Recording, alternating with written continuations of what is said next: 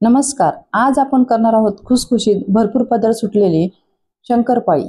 यासाठी आपल्याला पाणी किंवा दूध गरम करायची अजिबात गरज नाही। एकदम साध्या सोप्या पद्धतीने आपण ही शंकरपाळी करणार आहोत। चला तर मग सुरुवात करूया। तर त्यासाठी मी 2 वाटी मैदा चाळून घेतलेला आहे। तुम्ही घरातील वाटी किंवा कप कोणतेही प्रमाण घेऊ शकता। आपल्याला हे सर्व साहित्य एकाच वाटीच्या प्रमाणात घ्यायचे आहे। तर मी घेतलेला आहे 2 वाटी मैदा, अर्धी वाटी साखर मी बारीक करून घेतलेली आहे, पाऊण वाटी पाणी, अर्धी वाटी तूप, चिमूटभर मीठ।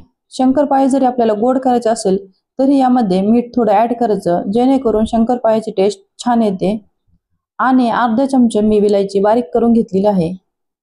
मी ह्या वाटीच्या प्रमाणात 2 वाटे मैदा घेतलेला आहे। आता आपल्याला एका परातीमध्ये मैदा, साखर, मीठ मिक्स करून घ्यायचं। आता आपल्याला यामध्ये तूप गरम करून मिक्स करून घ्यायचं आहे।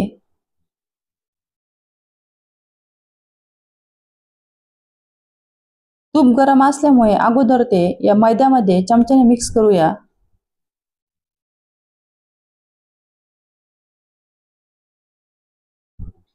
अर्धी वाटी तूप हे एकदम आपलं परफेक्ट प्रमाण आहे।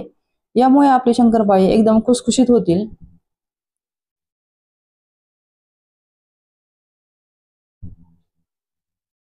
आता आपण हाताने तूप सर्व मैद्याला व्यवस्थित चोळून घेऊया। त्यामुळे शंकरपाळी मस्त खुसखुशीत होतात। तर या पद्धतीने आता मूड झाली तर समजायचं आपल्या तुपाचे प्रमाण एकदम परफेक्ट आहे।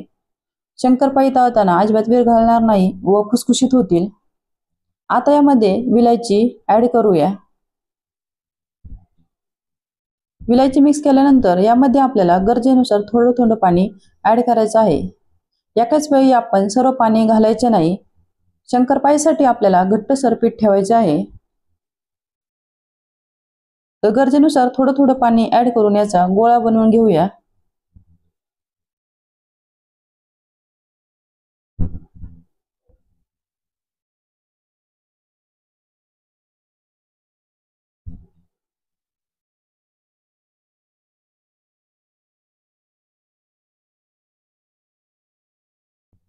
आता आपले शंकरपाळीचे पीठ तयार झालेले आहे।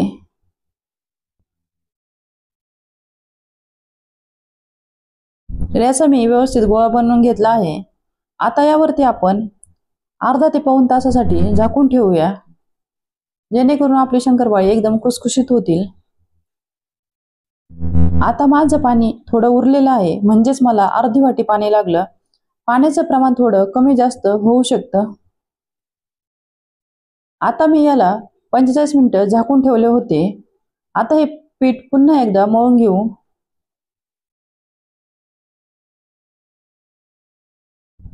आता शंकरपाळी करायला घेऊया। त्यासाठी मी एक गोळा घेतला। आता याला आपण चपातीसारखं लाटून घेऊया। याला आपल्याला पीठ व तेल लावण्याची गरज नाही। आता हे आपलं लाटून झालेलं आहे। भरपूर लेयर पडण्यासाठी आता आपल्याला ही एक साइड तशीच दुसरी साइड फोल्ड करायची, तशीच वरची व खालची साइड फोल्ड करून घ्यायची। या पद्धतीने आता आपण हे फोल्ड करून घेतलेलं आहे। आता आपल्याला हे पुन्हा लाटून घ्यायचे आहे। लाटताना आपल्याला हे थोडं जाड ठेवायचे आहे, जेणेकरून शंकरपाळ्याला भरपूर पदर सुटतात।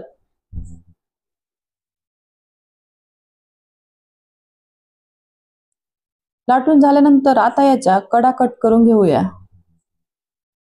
तुमच्याकडे कटर असेल तर कटरच्या साह्याने किंवा चाकूच्या साह्याने याच्या कडा कट करून घ्यायच्या व आता चौकोनी आकारमध्ये शंकरपाळे कट करून घेऊया।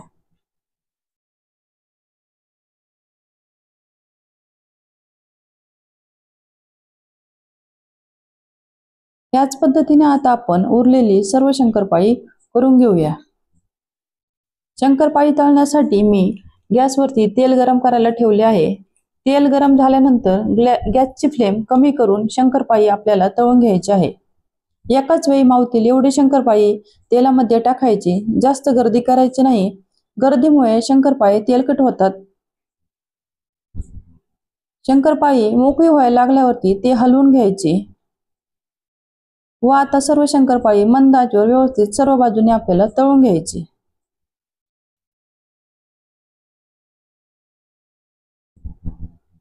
तर तुम्ही बघू शकता आपली शंकरपाळी छान खुसखुशीत दिसत आहे। तर आपल्याला ही अजून थोडा वेळ तळून द्यायची आहे।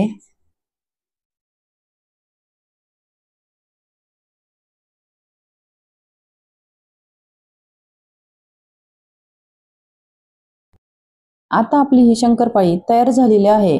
तर तुम्ही बघू शकता ही शंकरपाळी एकदम खुसखुशीत आणि छान झालेली आहे। तुम्हाला जर ही रेसिपी आवडली तर लाईक करा, शेअर करा आणि चॅनलला सबस्क्राईब करा। थँक्यू।